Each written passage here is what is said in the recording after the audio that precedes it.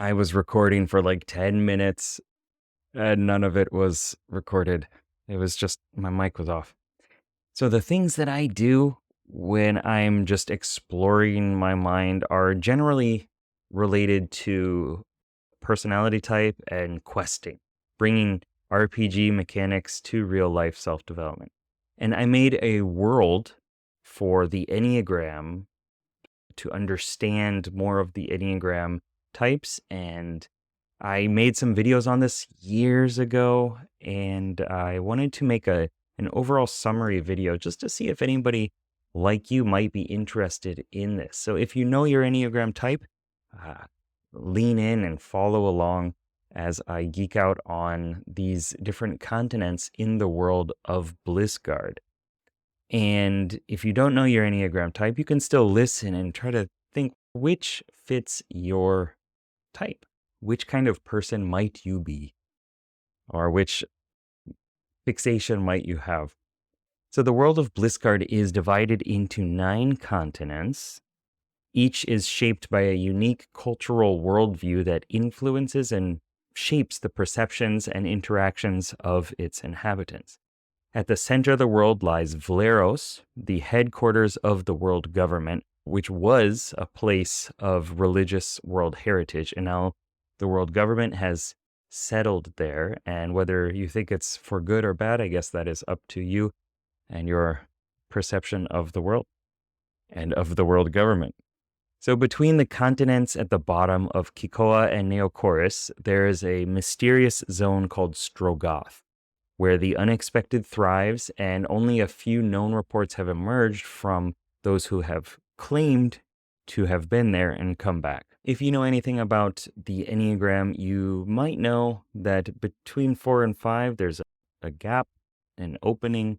If you are a 4 or a 5, or a 4-wing 5, or a 5-wing 4, you really know you have a bond with this gap, because you always feel like you're just like there's something missing in the world, and it's scary to be always on edge. And in this world, there's there's a whirlpool essentially that is going on within that little area between 4 and 5, and you're very aware of it. So let's talk about these continents, including Valeros, and a little bit about Strogoth as well. So one is Faustran, and Faustran is a utopian society striving for balance and perfection. However, underneath its pristine surface lies a magical corruption that distorts both reality and life within the country. The rich have found ways of routinely purging themselves, while the less fortunate suffer from the dissonance. 2. Tusland, very creative name.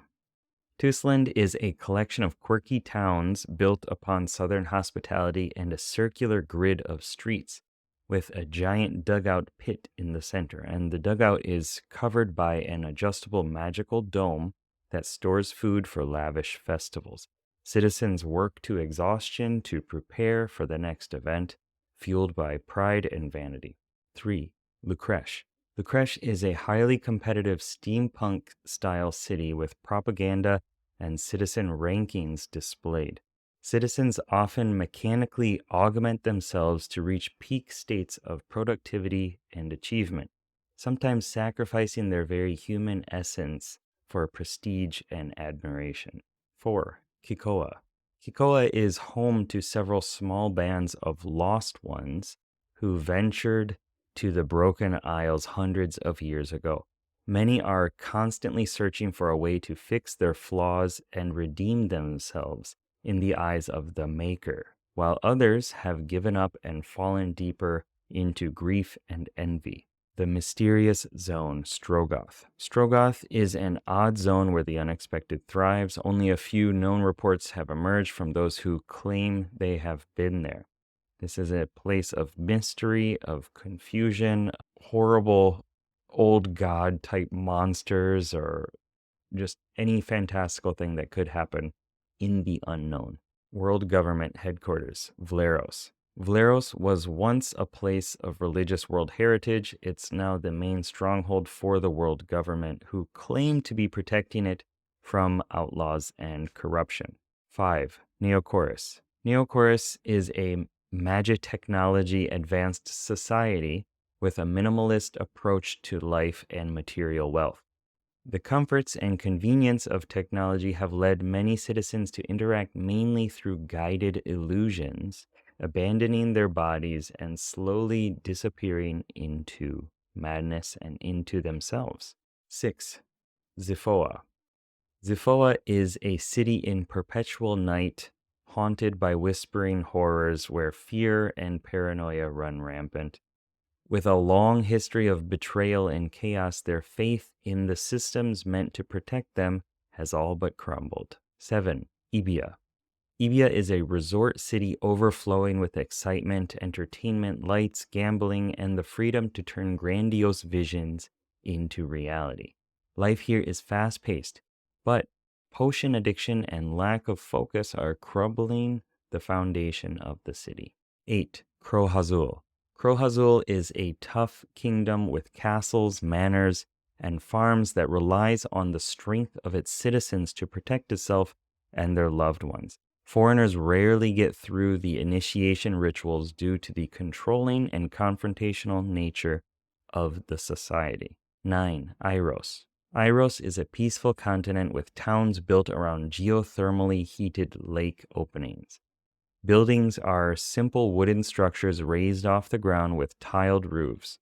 Citizens maintain peace by appeasing the dual gods. But with so much focus on balance, they have fallen asleep to basic needs and world events. So I hope that this gave you a brief and obviously extrapolated worldview understanding of how the Enneagram types kind of work. So I see these as the culture that you grow up in. So when I'm doing character creation and playing out stories and self-development through RPG, MBTI stuff, or through Enneagram, I tend to treat the characters as the character classes and the character types as the Myers-Briggs cognitive function based essences, which is why like INFPs are the innovating souls, INTJs are the strategizing mystics. So I have all these character names and different approaches to giving classes and titles and explanations to the characters based off their cognitive functions, Myers-Briggs types. But I often see them as growing up in an Enneagram culture, whether it's within Blissguard and they're growing up in a continent. Each continent has their own Enneagram type, has their own MBTI type, I suppose, too. I really see it as the worldview of, well, this is just how things are. This is the world around me. And if you're from like Kikoa, you're an Enneagram 4, you are here and the rest of the world is just so different.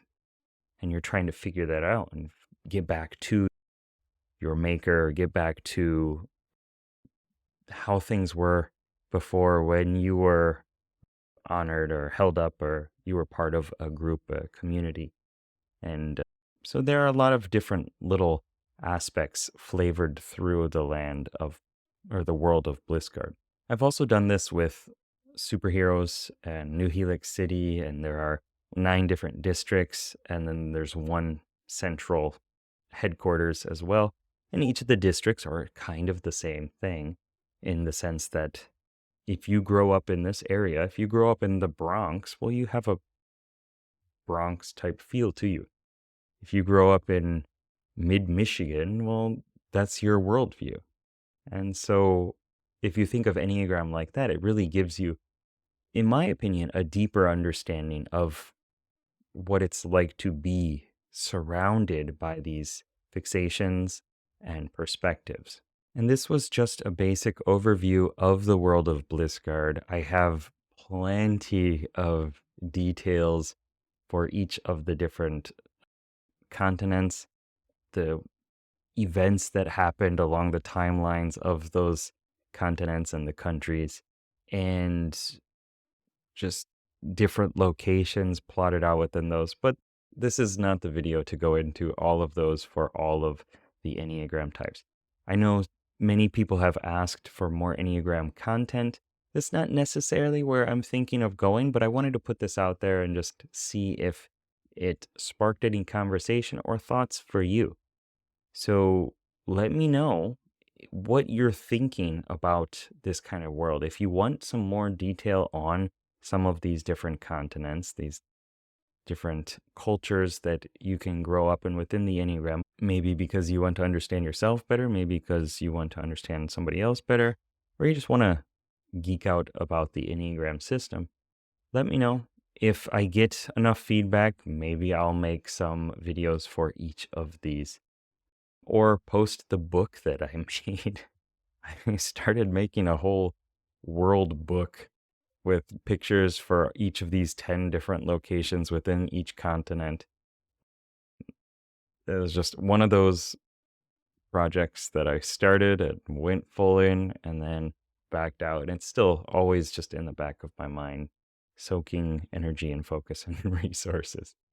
Anyway, I hope it was helpful. I hope you got an overview of the Enneagram and you got to geek out with it and include it in your stories. Bring it into your characters.